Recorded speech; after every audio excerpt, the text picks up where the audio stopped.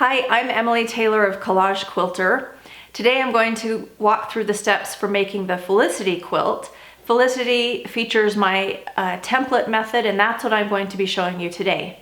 This is part of the May 2019 Mayflowers Quilt-Along. So let's dig in. First of all, let me just mention the supplies that you're going to need. You're going to need your pattern, which can be found at collagequilter.com. And through the end of this month, if you use the coupon code Mayflowers, all caps, that will give you 20% off the pattern. So if you're watching this past that time, I'm sorry you won't be able to use that coupon code, but there's always a coupon out there somewhere. All right, so first of all, I'm going to recommend that to make templates, we use freezer paper. We will need, for this project, I want to teach you how to use the fusible web. This is the product that I like is Light Steam-A-Seam 2. You're going to need a good variety of fabric. The more fabric, the better when making a collage quilt. I recommend a great pair of fabric scissors. These are my Karen K. Buckley Perfect scissors. They're the 6-inch scissors, and they have a very fine serrated edge, so they cut fabric like a dream. You'll need some paper scissors, a pencil, and some pins. All right, so let's dig in. I'm going to start with my ironed foundation panel. Now you'll probably see this is a little bit different than the full size. I made a smaller version so it would be easier for me to manage in making this tutorial for you. So what I'm going to do is teach you how to make this. We're going to work on this leaf right here, and we're going to start by making a template.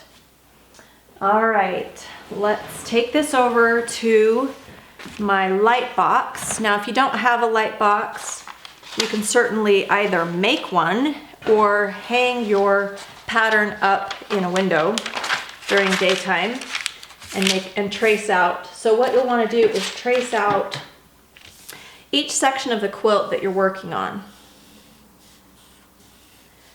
And the nice thing about this template method is that it gives you complete control over the look of your collage.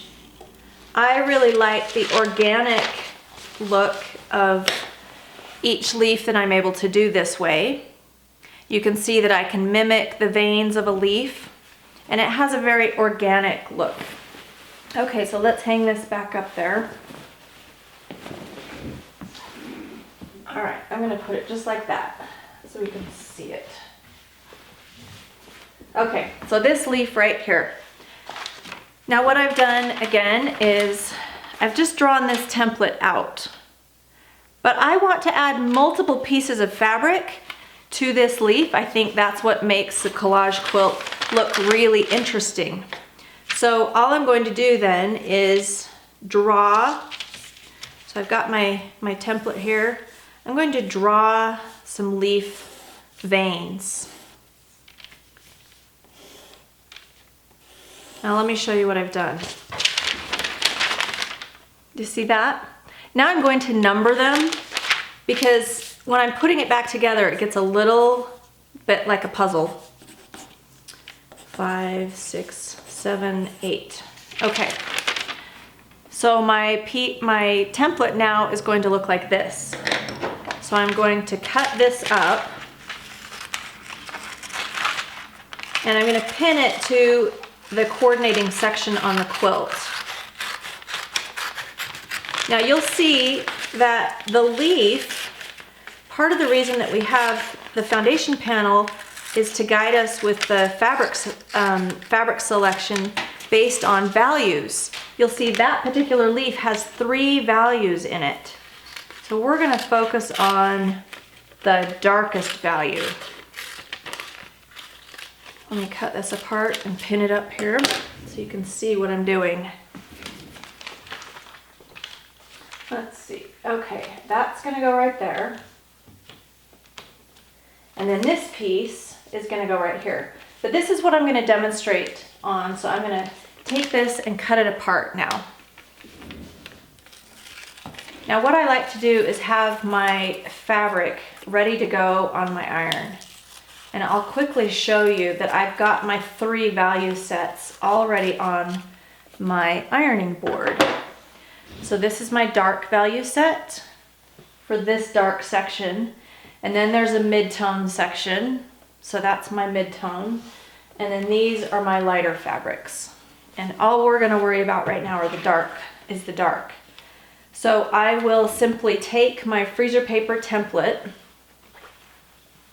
and iron them onto the pieces of fabric. And it's another nice thing that I've got them labeled. So I've got 3 pieces of fabric, and I can make sure that I don't duplicate. I don't have identical pieces of fabric right next to each other. So I can do the 1 and the 3, for instance, because they're not right next to each other. And I'm just going to iron the paper side up so the waxy side of the paper will temporarily adhere to the top, the front of the fabric. I love using freezer paper. It's a really fun way to make templates. And the nice thing too is that you can use these templates 2 or 3 times. All right, so now we've got the fabric that's ironed, or the template ironed to the top of the fabric. And now I'm going to cut around each template, allowing for overlap. So I'm cutting about 1/4 of an inch larger than each template piece. The reason for this is that we want to make sure that all the fabric pieces on our collage overlap, and that they completely cover the gray tone foundation. We don't want to see any of the gray tone sticking out. We don't want any pieces of fabric butting up against each other. We want the fabric to be completely covering the foundation. Now, the question is, will I go outside of the gray tone area? Yes, that is right. So everything that you see on the foundation will be just a little bit larger. Each flower, each leaf will be a little bit larger than as it's printed, because you're going to be overlapping. And that's okay. It's designed to be that way. Okay, so now you can see I've got each piece of this template cut out, and I'm going to pin them in place so that I don't forget where they go. So I think, now this is the tricky part, and this is why you need to make sure that you label them, because it's a little bit like a puzzle putting it back together. Yeah, that's how it goes. Now you can see how the fabric is now going to overlap the gray area, and that's a good thing. There. Okay, so that's how I make sure that it fits back in there. Now we're going to apply the steam-a-seam, the fusible web, to the fabric pieces. Now there are different ways to apply fabric pieces or prepare your fabric with the steam-a-seam.